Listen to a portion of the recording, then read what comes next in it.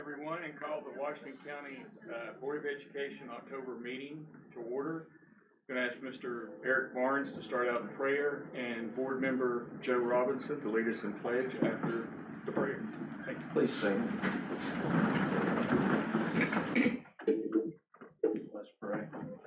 Our Heavenly Father, we thank you for the opportunity to be here tonight to consider the business that is so important to these families, to these students here tonight, and to those throughout our county. Pray, dear Lord, that you'll give this board wisdom as we make decisions.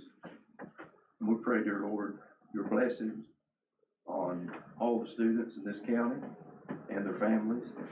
We pray that each student can grow and learn to be the best they can be and to serve you. In Jesus' name, amen. Amen. I pledge allegiance to the flag of the United States of America and to the republic for which it stands, one nation, under God, indivisible, with liberty and justice for all. Thank you. Excuse me, I'd like to welcome our grade elementary students, and Ms. Lawson, if you'd like to come on up and have them make their presentation. First of all, thank you for having us. We are very excited to share some amazing things that we're doing at Gray School. I would like to introduce our students. Harper Collins, Jesse Marks, Lillian Patrick, May McCurry, Skylar Stampley, Carolyn Osborne, Abel Botts, Chase Schenkel, Elsie Battle, Kaylin Robertson, Ivy Reed, Zayden Howe, Aria Ranson, and Miss Strome, and Miss Lewis, who helped organize this presentation. And now Jesse and May will begin our presentation.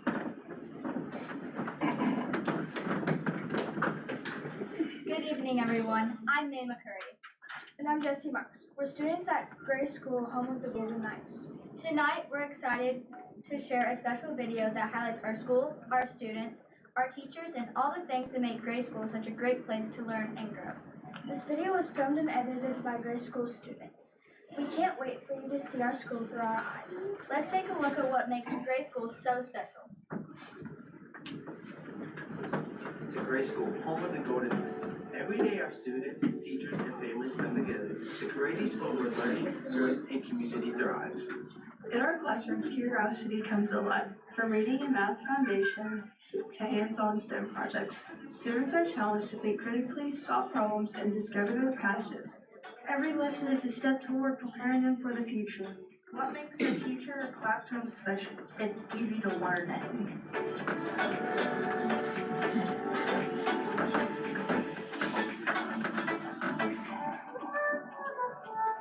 Okay, so what's one word that you would use to describe Gray? I would describe Gray as a very unique school in time because there always have new stuff going on and the teachers always make it fun. Beyond the classroom, students shine in arts, athletics, and clubs. Whether it's painting, performing, competing, or leading, these experiences build confidence, creativity, and teamwork.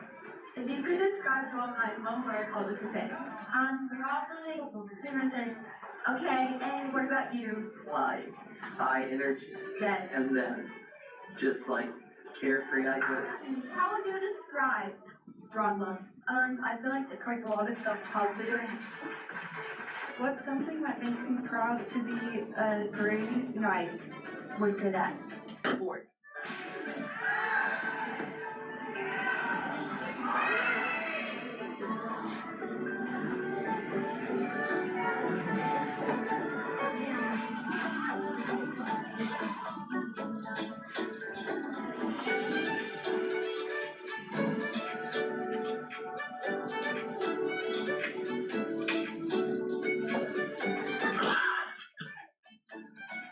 So, how does cross country help you grow and try something new?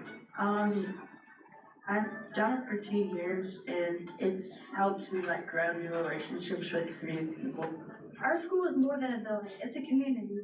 Teachers, staff, families, and students work side by side to create an environment where everyone belongs and every child is valued. Our dedicated educators and staff go above and beyond every day. Their commitment, care, and passion help shape not just strong students, but kind and capable young people. Happy to be overnight and I'm proud to be a part of the Washington County Schools. Thank you for supporting us as we grow, achieve, and prepare for bright futures.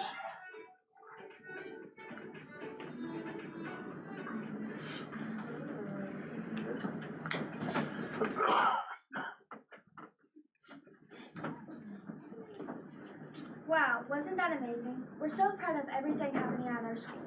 Now we'd like to share a performance from our ukulele group. Please enjoy our Gray School ukulele performers.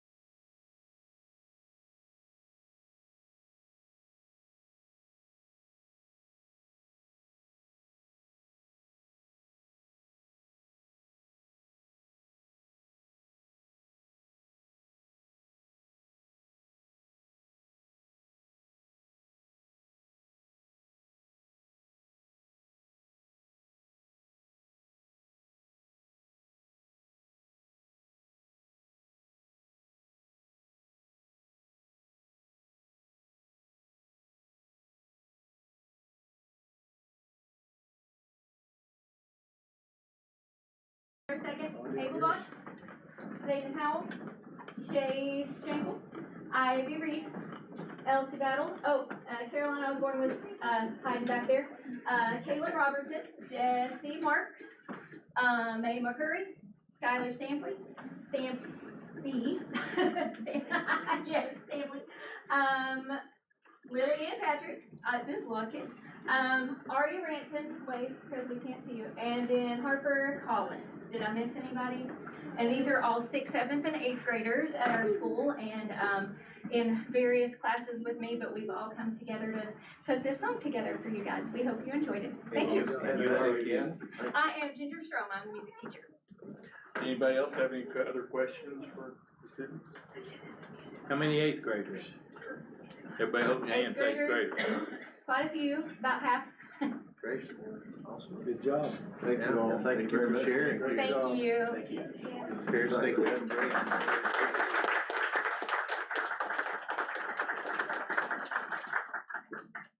Thank you for letting us share our school with you tonight. As a token of our appreciation, we have a special gift for each of you. These coffee mugs were designed and created in our CTE lab and feature artwork designed by Gray School students. They were made especially for you to show our gratitude for your support. Thank you for supporting Gray School and all of our students.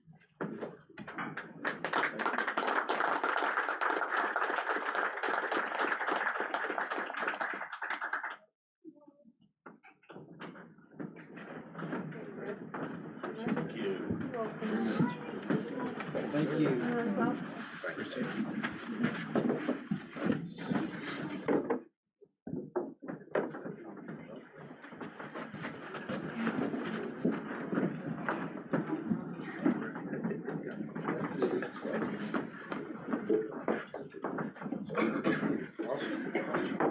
Thank you all so much. Great performance. Thank you for the coffee mugs. Yeah. Any other questions for the students before we move on? And, you know, the important thing, you all are welcome to stay for this board meeting, but if you would, I mean, if you also need to go, you can go if you want to. But you're welcome to stay. Not everybody wants to hang out at the board meeting, but we would love to have you. And I know you probably have some other things you want to get into. I'd just like to say thank you for your interest in music, and thanks to the instructor for inspiring them and ensuring they're having fun. And I hope you'll stay with it, and hope to see some of you continue on in band and into the high school level. So that'd be great. And thank you to the parents as well for bringing Yes, thank you very much. Thank you.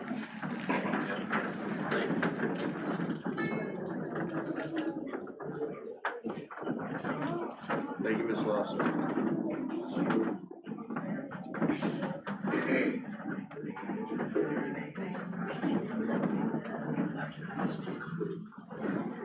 Okay, next on the agenda, we have Mr. Tyler Ball, student representative from David Crockett High School. Would you like to come on up, sir?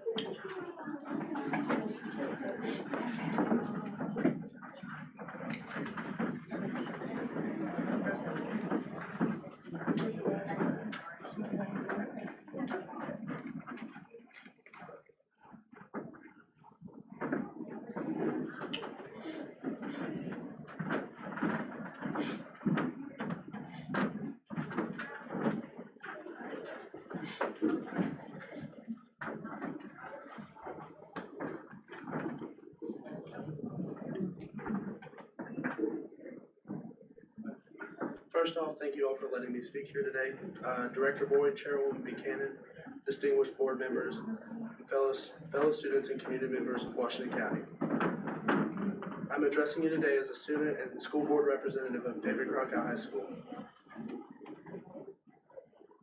While I've been in Washington County School District for all 13 years in my educational journey, I have noticed a significant lack of focus and funding in our area regarding mental health services as a whole. Currently at David Crockett High School, we have a total of 3 school counselors, 1 full-time Frontier Health therapist, and 1 part-time Frontier Health therapist, to serve a total of 1,050 students. This is an impossible task, considering we don't just need regular career counseling and life planning skills our counselors provide. While they do the best with what they're given, we need grief counseling, peer mediation, and help across the board. Recently, due to budget cuts, we have lost our school social worker, who assumed many of these responsibilities, including managing a school hygiene closet and food pantry for all students. At the same time, the Family Resource Center is an excellent support for families in our community, but is also not as easily accessible as when it was in the school building. Our amazing student council have assumed some of these responsibilities, taking over the hygiene closet and food pantry directly from student council funds. Peer mediation is something we're trying to pilot with our new peer counseling service. And when looking across the board and speaking with representatives from other schools, I have noticed that we have more support than most. Students, mainly because our students are taking on responsibilities outside of their regular classroom and club duties. This cannot stand. We need consistency across the board. We need our social worker back, and at the very least, we need to spread mental health awareness throughout Washington County as a community. Recently, the Tennessee Department of Education has recognized behavioral health as a new health science pathway. This will be a great addition to Washington County School District curriculum, as it provides a state-approved criteria designed to open up discussion and action on mental health. We need your help. We need action on a district-wide level. Mental health needs to be the priority, and we need to graduate with everyone we started with. Thank you. Thank you. Thank you. Anybody have any questions for Mr. Ball?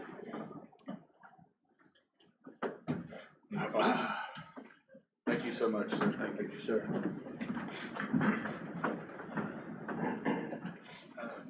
Next on the agenda is the consideration of meeting agenda, but we do have, Yeah, we got one more speaker. oh, yeah, that's right, Mr. Harris, sorry, WCEA president, sorry to overlook you. Okay, I'm sorry, didn't you come on? He's been delegated. Oh, okay. Delegated speaker. Danielle. We try to take turns. Good evening, gentlemen, ladies. I do have some remarks prepared, but I do get interrupted on a regular basis in life, so if there's something that I say that I'm misunderstanding, please correct me. You don't even have to raise your hand. Good evening, members of the professional employees team of the Collaborative Conferencing Committee. We're glad to be present for the joint meeting of our school board and county commission earlier this week. With future planning continuously underway, commitment to a joint effort by the commission and the school board are vitally important in all areas of education to secure a promising future for Washington County's next generation. We are thrilled to see the commitment that all those who attended the meeting had to the continued investments in facilities upgrades that immediately relate to student safety. Both groups, the board and the commission's commitment in that area is unwavering and deeply rooted. Of course, we should always keep student safety at the forefront. Another area of great importance is the quality of education that we can provide for our students. Employing and retaining quality educators definitely requires more than dollars and cents, but competitive wages are a great help. The number of teachers competing for open positions, not just here, but nationwide, is dwindling. It's dwindling everywhere. In this market, teachers can afford to choose a place where their skill set is valued. While we have made great strides in this area, and I am, I firmly believe that we have made great strides in this area, and I know our board is committed to continuing to do so.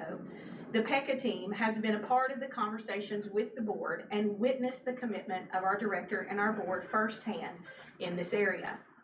It was, however, somewhat disheartening to know that after updating property tax assessments and property tax money, it seems that the revenue stream that is flowing into our system from the funding body via the commission seems to be remaining steady.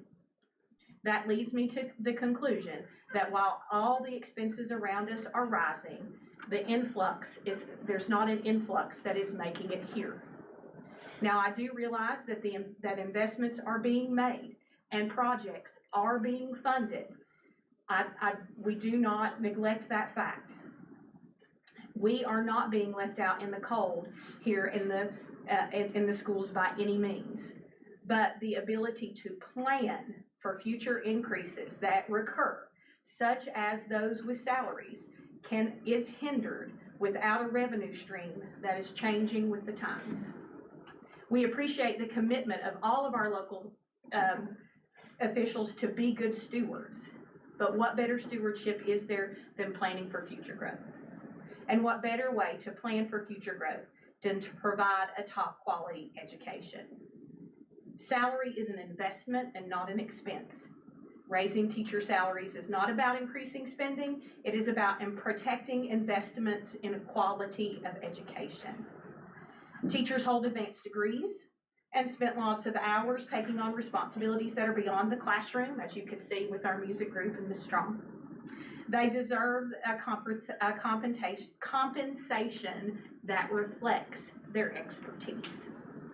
And again, I will say, I say we because I'm deeply invested in our school system as well, have made great strides in raising teacher salaries. But I'll say again, planning for the future can sometimes be hindered if the revenue stream does not continue to grow with the times. The professional employees teams of the Collaborative Conferencing Committee, which I'm a part of, would like to continue to support our director and the board and let you know that we offer our continued support in the endeavor to increase and create competitive wages. Thank you for your time. Thank you. Thank you. Any questions, comments? Would you read that speech to the county commission? At the next county commission meeting, can I sign up at the open time and do that, or do I need to plan ahead? If it's on, they require it to be something on the agenda to address the commission. Okay. If it will be currently, we begin the budget process next winter and spring, so I'm sure there'll be opportunities at that time. Okay. Mr. Barton. Thank you for your comments, and very well said. And I would say thank you for yourself and Mr. Harris and other members being at the meeting on Monday to hear and engage and show support that is so important to the system. So thank you.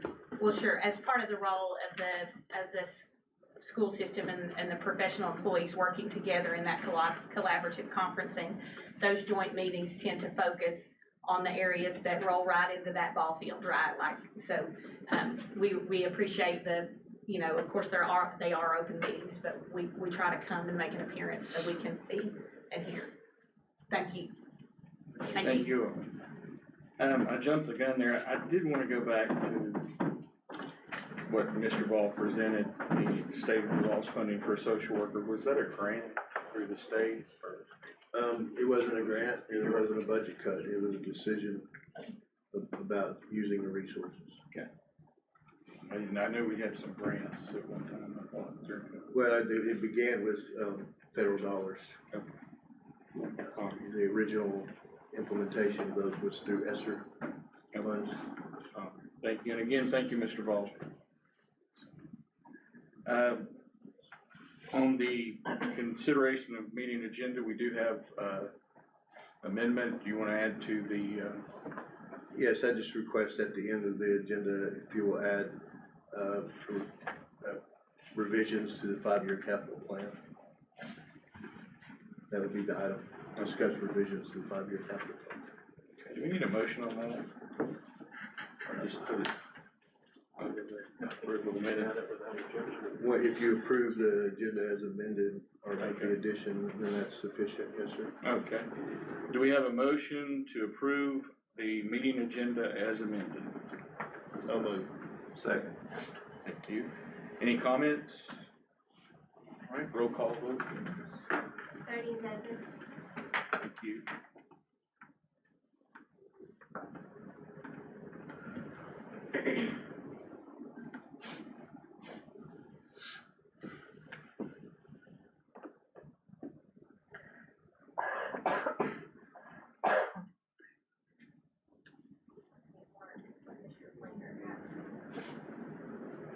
All approved.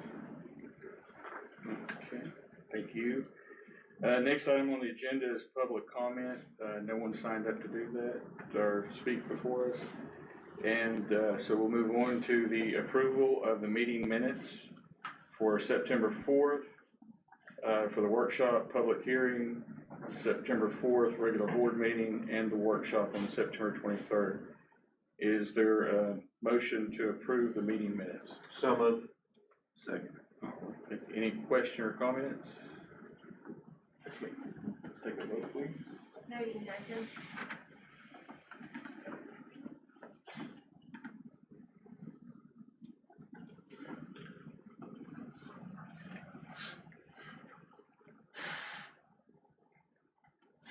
All agreed. Thank you. Next item on the agenda are the announcements. Mr. Boyd.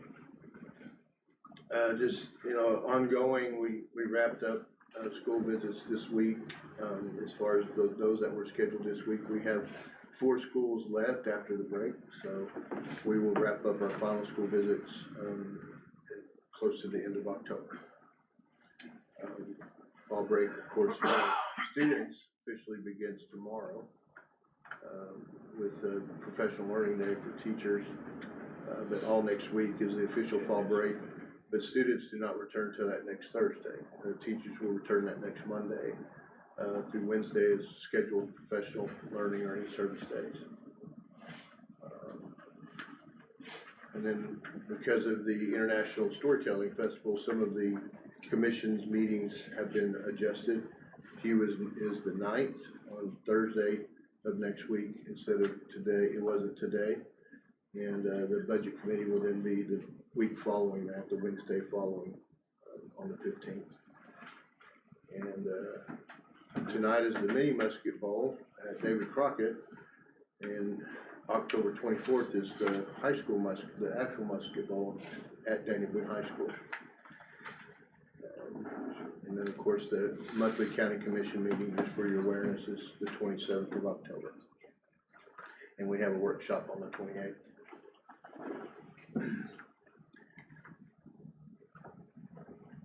Next item on the agenda is Mr. Joe Robertson from Daniel Boone, student board member, who's going to make a presentation, give us a report. You can go up there. You can. Does he need the presenter? Yeah. Okay, there you go, forward, back. Yeah? Yes, sir.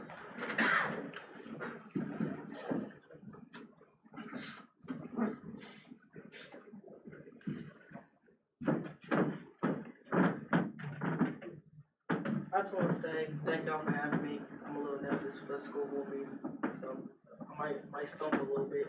You're fine, you'll do fine. I had the highlights of Jonesboro Elementary, and can I just say that's one big old school. That's one big old school. I thought it was in high school.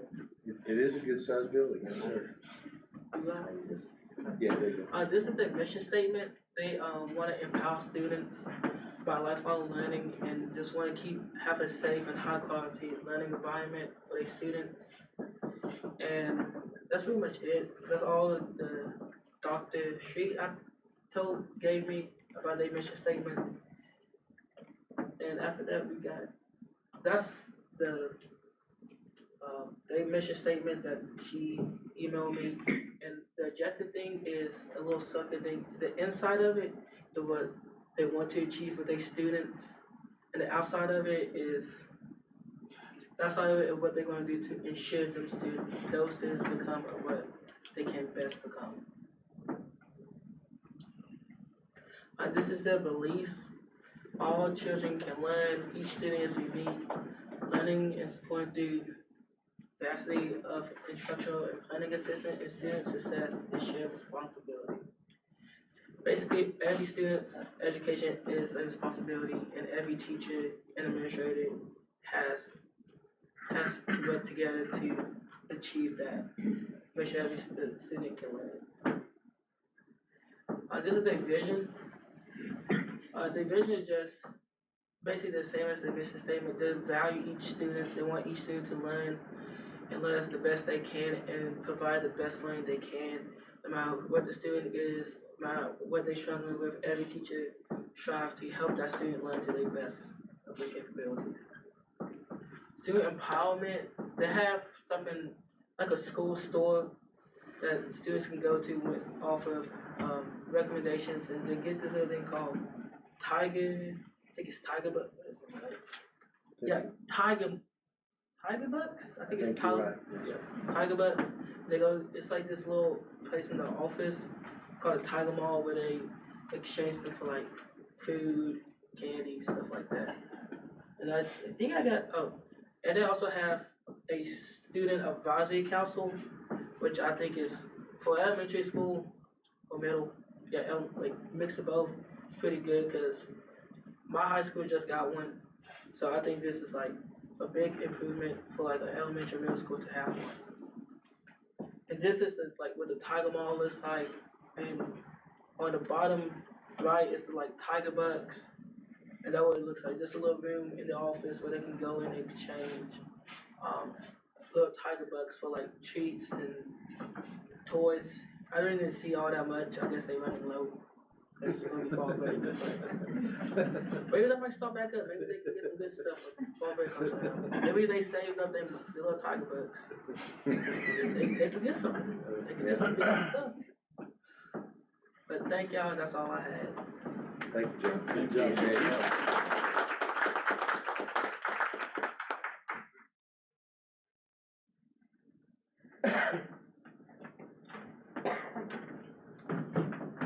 The rest of the items are for just board awareness and public record, the monthly reports. If you have any questions, I'll certainly be glad to address them. If not, we'll move on. No questions or comments? Have a motion for the consideration of consent agenda? So moved. And you're gonna second, Mr. Iverson? Yes. Okay, any questions or comments?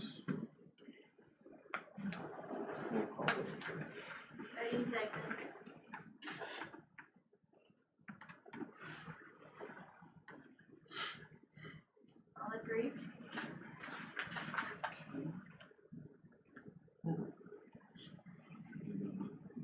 Next item will be the discussion, presentations, and policy. This is just a policy update, item 12A, policy 4.700 grading systems, adding language about the exam exemptions in the policy.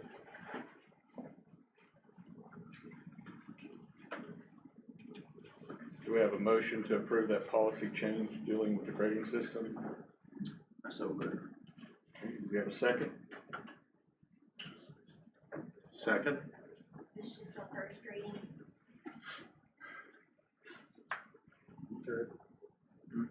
On first reading, is your motion? Waive the first, give a second. I've had to waive first, give a second. If that's, change that motion. Second.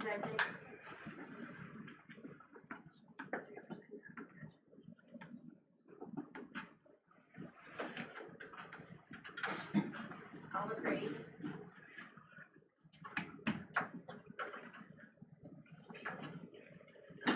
Next item, approval of 2025-2026 board committees. These are the committees that are outlined in policy and or the memorandum of understanding with the professional employees through the collaborative conferencing process. Let me try it. We added so I didn't have to fight the mouse with them, so we added a system where I can just grab the screen from my own computer. Let me make it bigger. course, if approved, the draft will be removed. The board appoints the management side of the collaborative conferencing. It cannot, it cannot exceed the number of board members on the Board of Education, which is 9. And the professional employees have an equivalent number on the team that they appoint and select. This is our recommendation for the collaborative conferencing team. Sick leave bank by policy, we have a sick leave bank when employees that are members of the sick leave bank request to utilize. If they've expended all their sick leave, they have the opportunity to request to utilize days from the sick bank. And this is the committee that reviews the request and through the committee makes a decision of approval. And it includes, as you can see, 2 board members. 2 teachers, 2 board members, and then myself. Special projects, we have a policy if there's going to be any kind of addition, murals and so on that are improvements to the school facilities and other special projects that go through this committee per policy, and the members review the request and make a decision on a recommendation to the board for approval or not. As noted here in the memorandum of understanding with the professional employees, the MOU, this is in service to discuss professional development and learning, just the structures and processes and also focus.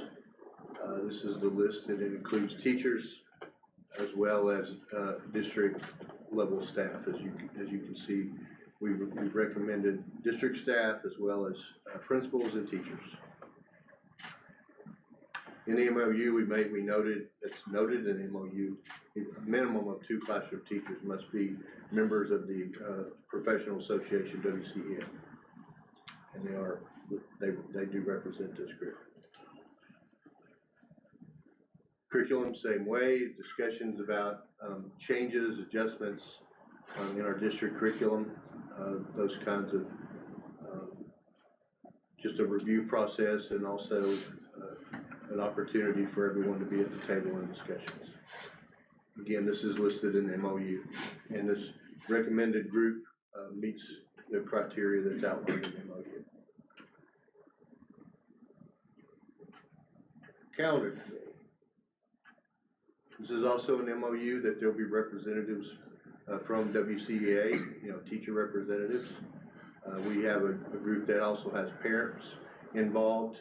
We have student board members from each of the 2 high schools that are on this, that are recommended to be on this team. We have principals and teachers. We do have 1 more year on our 3-year calendar, but it is time that we convene as a committee to prepare for the next 3-year calendar.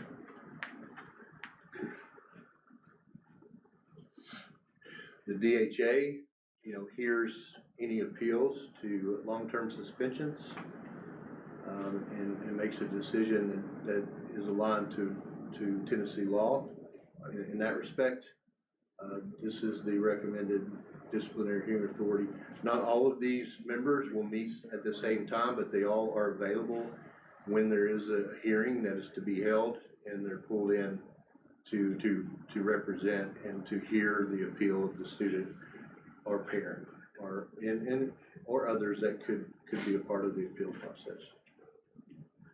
But those are all the committees per policy and MOU, and I request that you consider approval as presented. Do we have a motion to approve?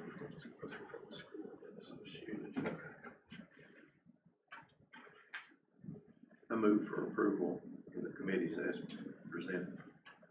Do we have a second?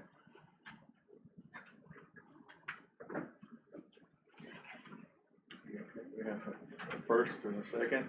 Any discussion or questions? Where is Sarah Lamb from?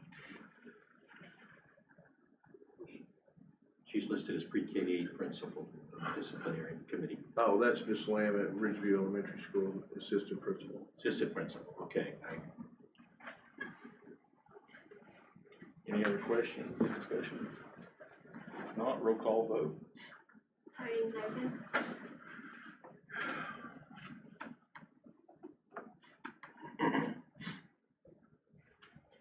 I'll agree. Thank you. Thank you. The TISA district report. Yes, annually we have to submit a TISA report, the funding, how the funds were used in the previous year based on the TISA funding model as a state requirement. After board approval, or hopefully board approval, we will post this for several days on our website to allow for public comment. And then it will be, it must be submitted to the state by November 1st.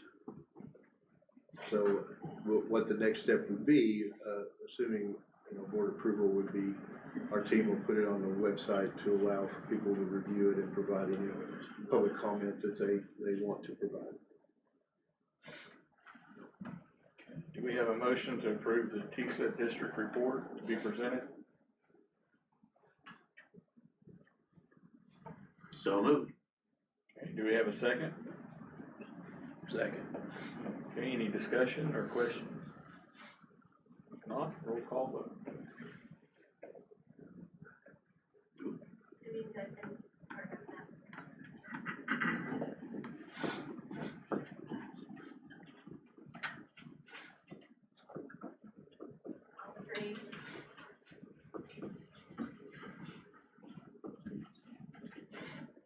Those additional field trips were included.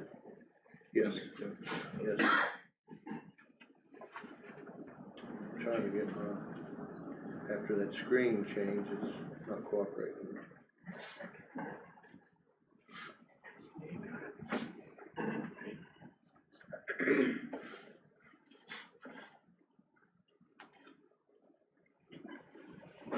Anything else, Mr. Holmes?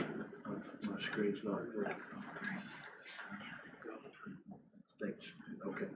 Yeah, additional field trips came in after the workshop. We had David Crockett High School, you can see, the ag in Louisville, Kentucky in November, overnight. 4 days, David Crockett, Teachers as a Profession. That's the TAP program, going to Gatlinburg for 3 days. Sulphur Springs, you see, there's an 8th grade trip in May, so they're already getting approval for their May trip, school trip, 3 days. Gray Elementary also getting approval or seeking approval for their trip in May as a school to Charleston, South Carolina. And then David Crockett High School, a regional tournament for the golf team, which is actually already happened. But formal approval is requested. You know, it was an athletic, those tournaments at the end, they learn that they're in those, and sometimes it doesn't time with the board meetings. So those came in after the workshop, requesting board approval. Do we have a motion to approve the additional field trips as presented?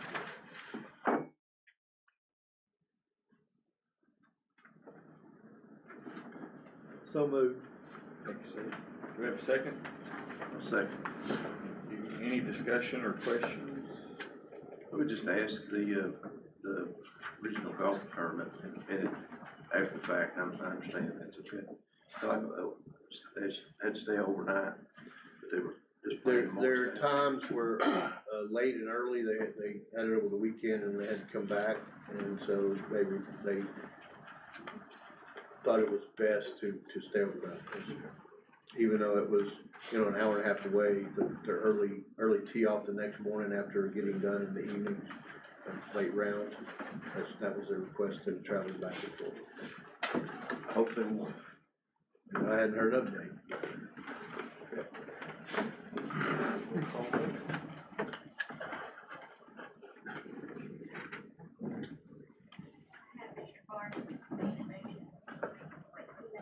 Mr. Masters made the motion, Mr. Barnes said.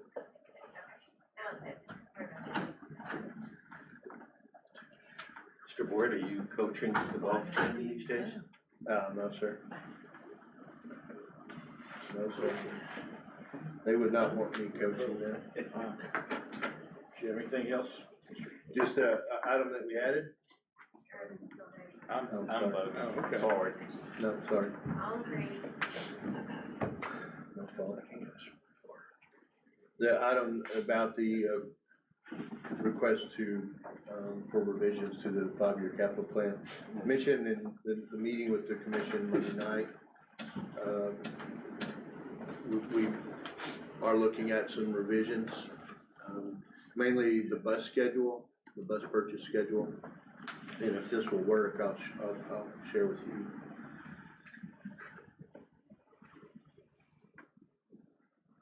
Get over there.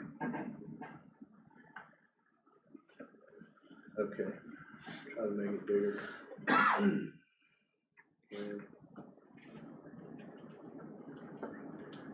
want to get any bigger. Down here.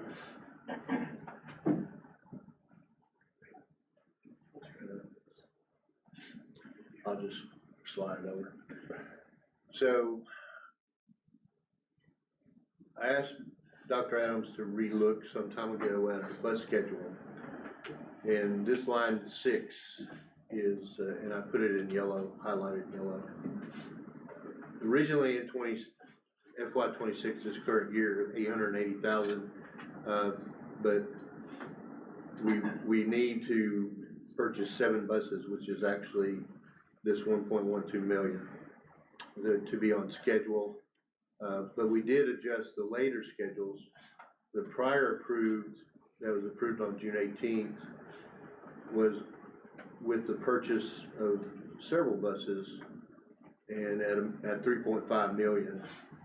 I asked Dr. Adams to go through and with Mr. Roberts and relook and look at, are the buses with, are there buses that we can defer and split this cost up into more than just that 1 year?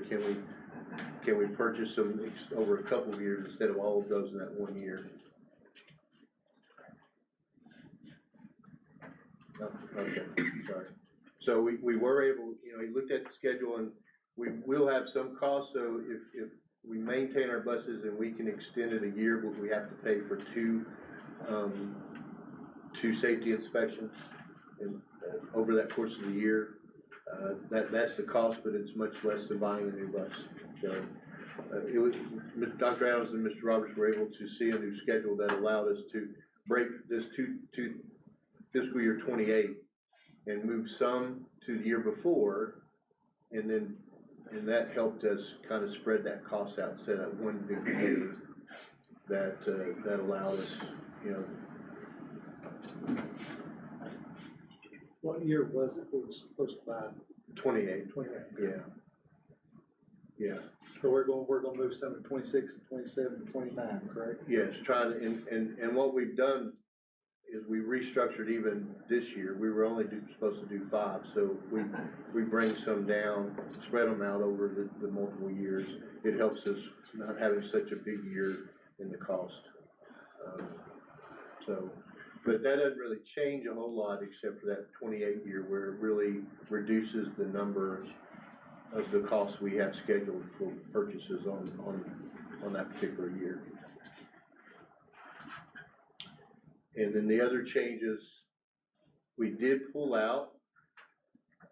We had a plan for some asphalt repairs, and we pulled all that out. But as we reconciled, the amount in the educational capital funds, that identified the fact that we had more funds than what we believed we had. We wanted to reinstate that plan for some asphalt improvements on some sites. This is the amount that we went back for the gas lines. So wanted that to reflect, that was not reflected in the June 18th version. So we captured that there. This was $400,000 on FY27. We felt like with the cost increase, we wanted to more accurately reflect what it would be, so we changed it to 500. And this is where Also, and this is, you know, a suggestion, we talked Monday night about Lamar. We talked also, we might be able to phase it in over more than one fiscal year. So what's being proposed here as an estimate, we don't really know the total cost, but I wanted to reflect in the 5-year plan. So we split $2.5 million and over 27, 28 for the repair of Lamar. We have that reflected in the plan. We also added, this was on our plan, but it wasn't on our internal plan, but it wasn't on the 5-year capital plan for the county. We have some identified HVAC replacement as scheduled, Sulphur Springs in 2028. And the reason this is yellow, it was on the plan, but it was captured in 29.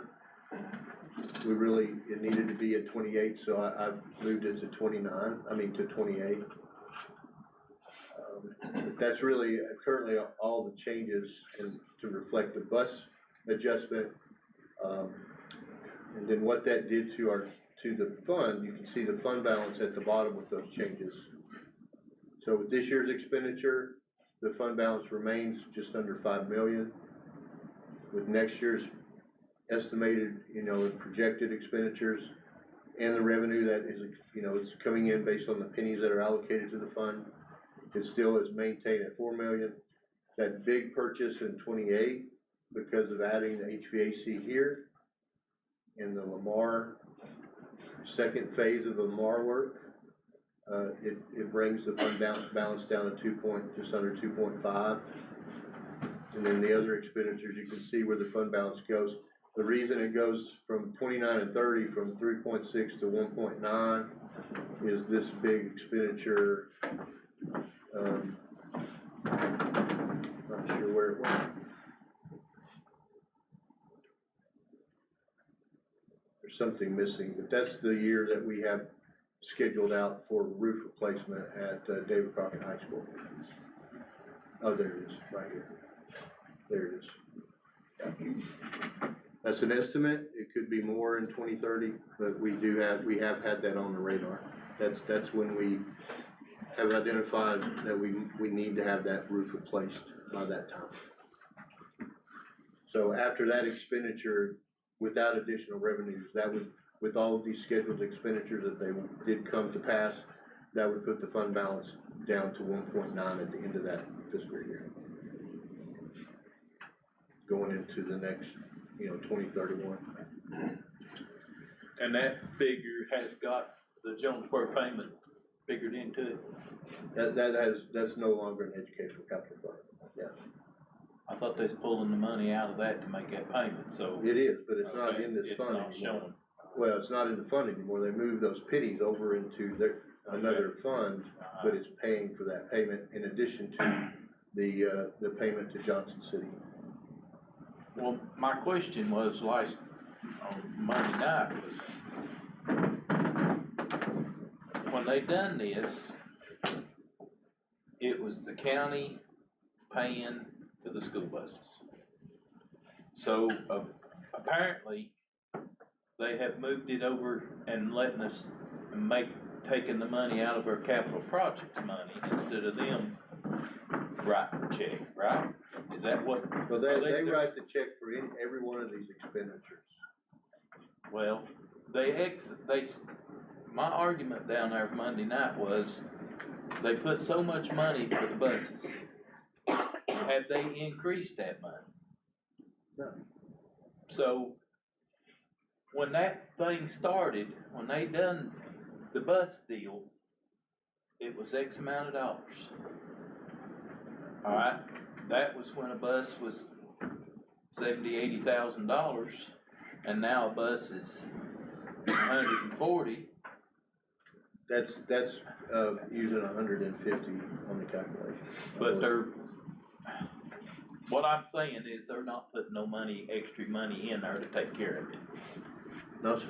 I mean, I really don't. I mean, in talking and listening with them, that may have been the original conversation specific to buses, but they're focused on there's a certain number of pennies, They generate a certain number of revenue, and the board, decides on how the money is spent, as long as it's within a capital, outlay. But they're not increasing them pennies going into that because we're just allotted so much and that's it. They, after they did the adjustment, they adjusted it to the same revenue. But the penny became worth more, so they adjusted the pennies down to be the same revenue. So no, they have not increased the number. Because everything else goes up, they're not increasing, we're just having to do without, or stretching it out. They know this buses issue was gonna happen. Right. So. Again, I think their argument would be they provide as, that fund has a certain funding source and the board decides the priorities and requests to the commission through the educational capital fund plan, how those monies should be spent. So we have to take more money to pay for those buses, which takes away. Instead of them putting more money in there to take care of the buses like they started out doing. That's my whole argument right there. That was what I was trying to get my point across down there Monday night. They're not paying for the amount of buses they said it's gonna put X amount of dollars for the buses. Buses go up, they're not paying enough. That capital project fund is not enough to take care of it. We know roofs, we know this, we know that, but stuff goes up.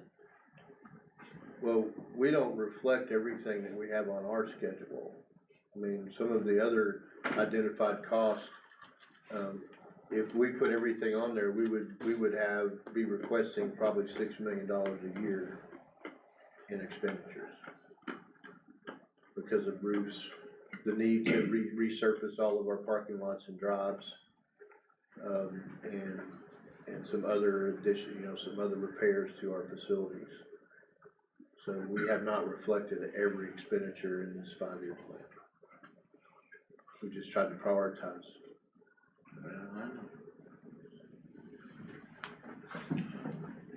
Do you have anything else to add? No, that's it. And of course, there's the HUE meeting on the Thursday, the 9th. And, if the board supports these recommended adjustments, I will take it to the HUE. Because the board has already approved in the August meeting to purchase the 7 buses.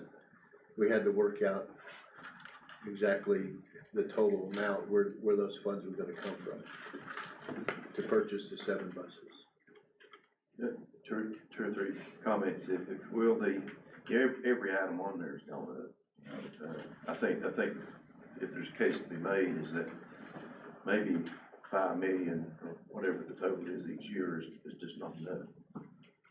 So, we may need to consider that in our future planning. The amount, the total you can see there, I didn't go all the way to the top earlier. It shows the penny amount, the penny value, how many pennies. It's currently at 5.3, and that generates, as you can see, in 26, it's 2.943 million. And we do project some growth in the penny annually, so that's what that small 0.75% growth is over time. So right here you can see it's projected to be a little over 3 million in 2030 at the current rate. So the proposal, part of the proposal here is to add the Lamar repairs. The Lamar over 2 fiscal years. Right. So, but following the discussion Monday night, I came away with the understanding that we were evaluating it and we really didn't have a plan, a firm plan. I'm concerned that we put these numbers on here at this time. If we, well, I can take those off, but we know it's going to be quite significant cost. Well, we talked about, we knew that. I think just from a credibility standpoint, we need a pretty firm plan, and we kicking around 2-3 years, and maybe $1 million, and I didn't come away with this kind of a firm plan. We have the architectural design, but we don't have quotes, right? We had estimates, but we didn't go through the bid process. We actually did do the bid process on that. We did? And we got one bid on that project Oh, for the that's, Lamar it was a facade. one bid It was issue. $2.7 million. It was a one bid issue that just Okay. So caused us to go in a different direction. 2.7? $2.7 million.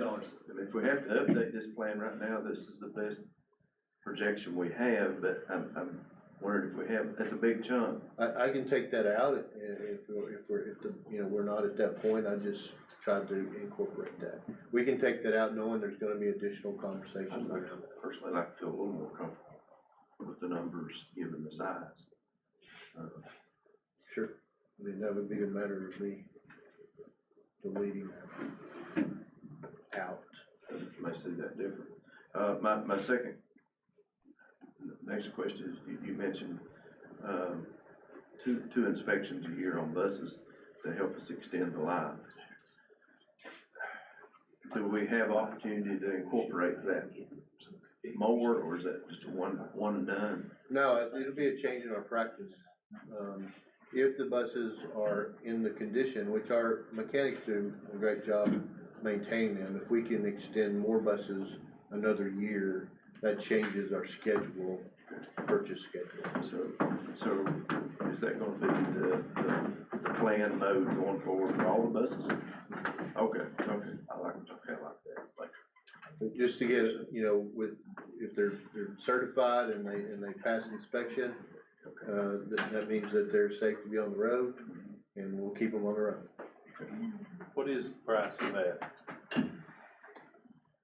It's nominal. I mean, it would be, Tony didn't update me on the cost, but I mean, it's less than $1,000 inspection. Is there any chance that won't pass? I mean, there's always chance, there's chances new buses don't pass sometimes. But I mean, there's. It's because of something that they want addressed, so, but is there a chance that we wouldn't be able to get a bus to the point it could be passed? Right. I mean, there is, but I think very minimal. I think our mechanics do a good job. And if it's to the point that we don't believe it's safe to run, we won't even go through the inspection process. We'll retire the bus. What's the cost of the inspection to extend for another year? That's what, I have to get the exact cost. It's less than 1,000, I believe, but I want Tony to give me the exact number. Is that per year? Per inspection. Per inspection. That bus can only go one more year after that inspection. Up to 18 years, so after 17, it can go an additional year.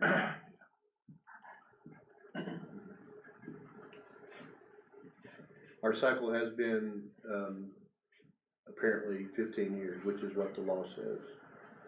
It's 15 or 200,000 miles. So a bus has not reached that 200,000 mark.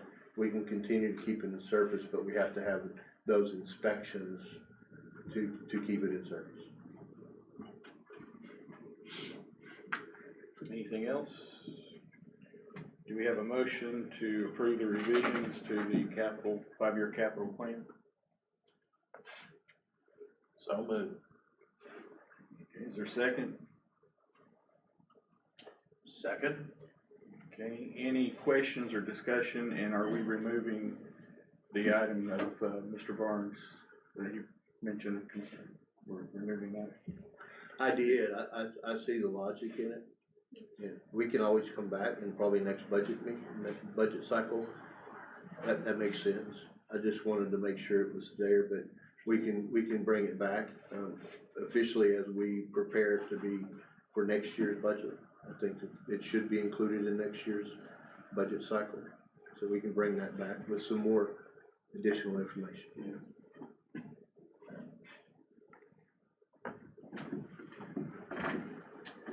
All right, roll call vote. Voting seven.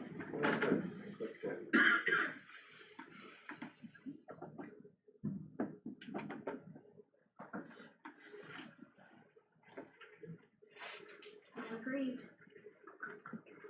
Anything else? Anybody have anything else to add? Questions, comments, or threats? Yes. I see you shared a Google sheet with you for Nashville. to go in there and choose which sessions you want to attend.